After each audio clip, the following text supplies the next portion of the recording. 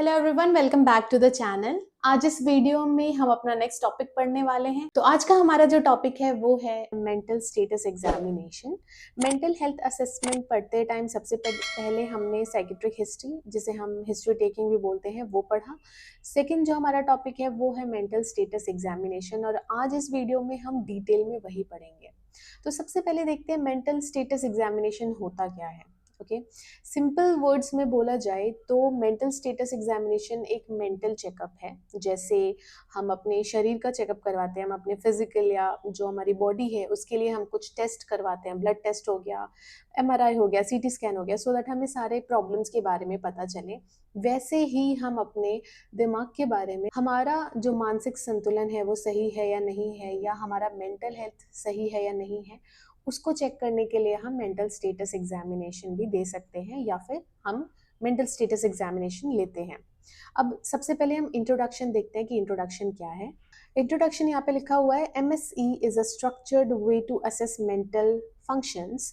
Second point है evaluates behaviour, cognition and emotions. And third point लिखा है essential इन psychiatric assessment. इसके साथ ही हम डेफिनेशन भी देख लेते हैं। डेफिनेशन में मेंशन्ड है कि mental status examination is a structured assessment of a patients mental condition at a particular time. It evaluates behaviour, mood, thinking and cognitive functions. इसका क्या मतलब है? It is like a mental checkup just like physical examination. Okay, तो ये दोनों ही introduction और definition बहुत ज़्यादा अलग नहीं है, काइंड ऑफ बहुत सिमिलर है। और दोनों का ही मतलब क्या निकलता है कि मेंटल स्टेटस एग्जामिनेशन किसी पेशेंट की करंट मेंटल कंडीशन को असेस करना होता है। ये एक स्ट्रक्चर्ड मेथड है जिसमें हम ऑब्जर्व करते हैं कि पेशेंट का बिहेवियर कैसा है, उसका मूड कैसा है, उसकी थिंकिंग कैसी है, या फिर उसकी मेमोरी कैसी है, मतलब उसे चीज़ें याद रहती हैं या नहीं रहती हैं। अब इसमें इम्पॉर्टेंट बात यह है कि MSE मतलब मेंटल स्टेटस एग्जामिनेशन एक स्नैपशॉट होता है, मतलब पेशेंट इस टाइम कैसा है। ठीक है, मतलब उस टाइम पे, जिस टाइम पे हम मिल रहे हैं उस टाइम पे पेशेंट कैसा है। ओके, नेक्स्ट हम देखते हैं purpose of mental status examination. तो यहाँ लिखा हुआ है first point to assess current mental state, second point लिखा है to diagnose psychiatric disorders, third लिखा है टू मॉनिटर इम्प्रूवमेंट और डिटेरियोरेशन, थर्ड लिखा है टू प्लान ट्रीटमेंट, लास्ट में लिखा हुआ है कि अगर हम इन सभी को कंबाइन कर दें तो it combines observation plus patient responses. ठीक है, अब इसका क्या मतलब होता है? तो मेंटल स्टेटस एग्जामिनेशन करने का पर्पस क्या है? सबसे पहला यही पर्पस है कि मेंटल डिसऑर्डर आइडेंटिफाई करना है कि पेशेंट को कौन सा मेंटल डिसऑर्डर है। पेशेंट की कंडीशन मॉनिटर करनी है कि पेशेंट की कंडीशन कैसी है, नॉर्मल है, ठीक है, खराब है, या फिर अभी ध्यान देने की ज़्यादा ज़रूरत है, कैसी कंडीशन है। थर्ड पॉइंट है ट्रीटमेंट प्लान बनाना। अब हम पेशेंट से मिलेंगे, पेशेंट के डिसऑर्डर के बारे में पता होगा, पेशेंट की कंडीशन के बारे में पता होगा, तभी हम उसको ट्रीटमेंट भी दे पाएंगे। एंड नेक्स्ट है इम्प्रूवमेंट, या जो डिट्यूरेशन हो रहा है वो चेक करना है कि इम्प्रूवमेंट हो रही है या नहीं हो रही है। पेशेंट को, कोई भी पेशेंट है जिसका ट्रीटमेंट चल रहा है, तो उसकी इम्प्रूवमेंट हो रही है या फिर उसकी हालत और ख़राब होती जा रही है, ये भी चेक करना है। इसीलिए ये साइकेट्रिक का कोर टूल है। MSE जो होता है वो साइकेट्रिक का कोर टूल है और करना बहुत ही ज़्यादा ज़रूरी है। ओके, नेक्स्ट हम बात करते हैं कंपोनेंट्स की। तो MSE के टोटल 8 मेन कंपोनेंट्स होते हैं, जैसे appearance and behaviour, speech, mood and affect, thought, perception, cognition, insight और जजमेंट। ये जो 8 मेन कंपोनेंट्स हैं, इसको हम अच्छे से समझेंगे, एक एक करके हम इसको डिटेल में समझेंगे। ओके, तो सबसे पहले हम बात करते हैं अपीयरेंस एंड बिहेवियर की। तो अपीयरेंस क्या होता है? अपीयरेंस मतलब कोई कैसा दिखता है, और बिहेवियर एज इन कोई कैसा बिहेव कर रहा है। तो अपीयरेंस एंड बिहेवियर में हम क्या देखते हैं? Grooming, dress, posture, eye contact, cooperation और साइकोमोटर एक्टिविटीज। ठीक है, अब इसके बारे में थोड़ा जानते हैं। तो अपीयरेंस और बिहेवियर में हम पता करते हैं कि पेशेंट क्लीन है या अनटाइडी है, कपड़े अप्रोप्रिएट पहने हैं या नहीं पहने हैं, एज के अकॉर्डिंग लग रहा है या नहीं लग रहा है। अगर बिहेवियर की बात करें तो बिहेवियर में हम नोटिस करेंगे कि आई कांटेक्ट कैसा है, कोऑपरेटिव है या फिर बहुत ही ज़्यादा अग्रेसिव है और वो आपके साथ कोऑपरेट नहीं कर रहा है, कोई एबनॉर्मल मूवमेंट है क्या, ये सारी चीज़ें हम पता करते हैं। इसका एग्जाम्पल है बहुत रेस्टलेस है, अगर एंजाइटी होगा तो बहुत ही ज़्यादा रेस्टलेस होगा, और अगर डिप्रेशन में कोई पेशेंट है तो बिल्कुल ही स्लो है, वो अच्छे से रिप्लाई नहीं करेगा, अच्छे से रिस्पॉन्स नहीं देगा, बहुत ही धीरे धीरे बोलेगा, उसको कॉन्फिडेंस नहीं होगा। तो ये कुछ इसके एग्जाम्पल्स हैं। नेक्स्ट हम बात करते हैं स्पीच की। तो स्पीच में हम क्या क्या देखते हैं? रेट, टोन, वॉल्यूम, कोहेरेंट और नॉट, एब्नॉर्मल स्पीच पैटर्न्स। तो ये हम स्पीच में देखेंगे। इसका क्या मतलब हुआ? तो स्पीड में हम क्या देखेंगे? फास्ट है या स्लो है। कोई भी पेशेंट जब बात कर रहा है तो हम देखेंगे कि वो फास्ट बात कर रहा है या स्लो बात कर रहा है। वॉल्यूम कैसा है, लाउड है या फिर सॉफ्ट है। टोन कैसा है, वो बहुत ही अग्रेसिवली बात कर रहा है या नॉर्मली बात कर रहा है। तो ये हम चेक करेंगे स्पीच में। इसके कुछ एग्जाम्पल है, जैसे अगर बहुत फास्ट कोई स्पीच कर, मतलब बहुत फास्ट अगर कोई बोल रहा है, वो मेनिया का पेशेंट हो सकता है। मेनिया का ये साइन है कि जो भी पेशेंट होते हैं वो बहुत ही स्पीड में बोलते हैं, ठीक है, एक टॉपिक से दूसरे टॉपिक पे कूद कूद के बोलते हैं। और डिप्रेशन में बहुत ही स्लो स्पीच होता है, बहुत धीरे धीरे बात करते हैं। तो ये कुछ इसके एग्जाम्पल्स हैं। नेक्स्ट हम बात करते हैं मूड एंड अफेक्ट की। तो मूड का मतलब होता है सब्जेक्टिव फीलिंग, जो पर्सन फील कर रहा है। सपोज जो पेशेंट है वो जो फील कर रहा होगा, दैट इज मूड। और अफेक्ट अगर देखा जाए तो ऑब्जर्व्ड इमोशंस, मतलब as a health care professional आप जो ऑब्जर्व कर रहे हो, दैट इज अफेक्ट। तो मूड एंड अफेक्ट में ये डिफरेंस है। मूड सब्जेक्टिव है, जैसे जो भी आप फील कर रहे हो, आप डरे हुए हो, आप घबराए हुए हो, आपको दर्द हो रहा है, आप टेंशन में हो, वो आपका मूड है, वो सब्जेक्टिव फीलिंग है, वो सिर्फ आप फील कर सकते हो।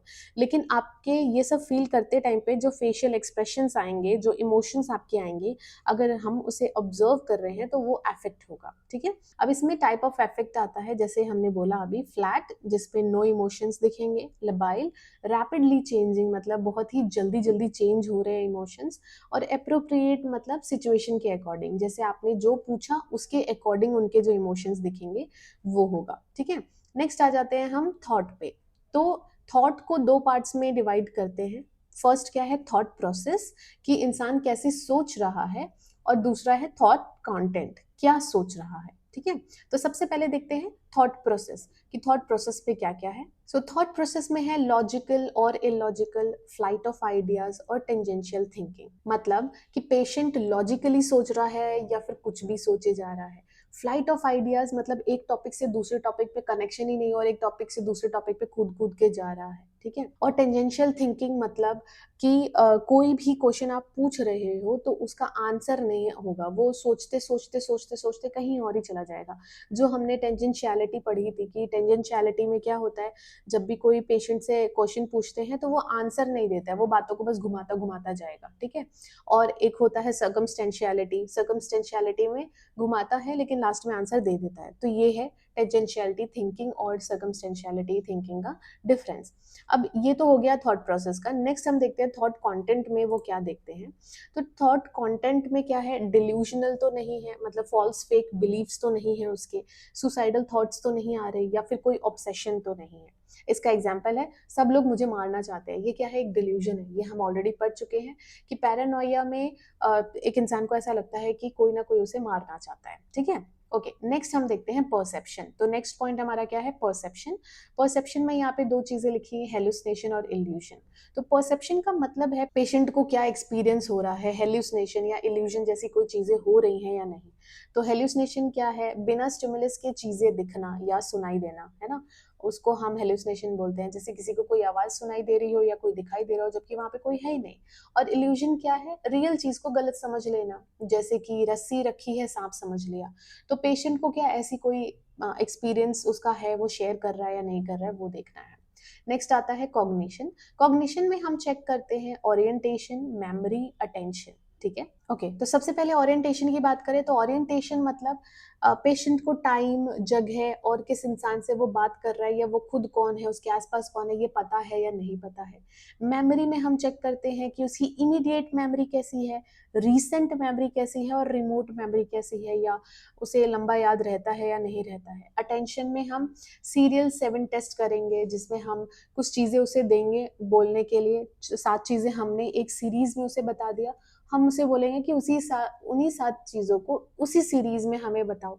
दूसरा है वर्ल्ड बैकवर्ड, ठीक है, तो वर्ल्ड को हम बोलेंगे कि बैकवर्ड प्रोनाउंस करके देखो या स्पेल करके देखो, तो ये उसका हम अटेंशन चेक करेंगे, ठीक है। नेक्स्ट हम बात करते हैं इनसाइट की। इनसाइट का मतलब होता है पेशेंट को अपनी इलनेस का पता है या नहीं है, ठीक है, तो उसमें हम चेक करेंगे फुल इनसाइट, पार्शियल इनसाइट या नो इनसाइट।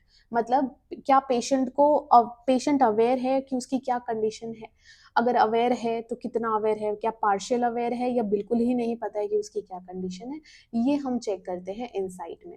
लास्ट आता है हमारे पास जजमेंट, ठीक है, तो जजमेंट क्या है, डिसीजन मेकिंग एबिलिटी, कि पेशेंट जो है वो डिसीजन बना सकता है या नहीं बना सकता है। कोई ऐसी उसके साथ कोई सिचुएशन हो जाए जिसमें उसको सपोज कहीं आग लग जाए और उससे पूछा जाए कि अगर आग लग जाएगा तो तुम क्या करोगे, तो ये एक जजमेंट है, उसका हम जजमेंट चेक कर रहे हैं कि वो डिसीजन बना पाएगा या नहीं बना पाएगा, कि वहां से भागना है या वहां कुछ आसपास करना है, या उसका दिमाग कैसा काम करता है उस सिचुएशन में, वो हम जानने की कोशिश करेंगे।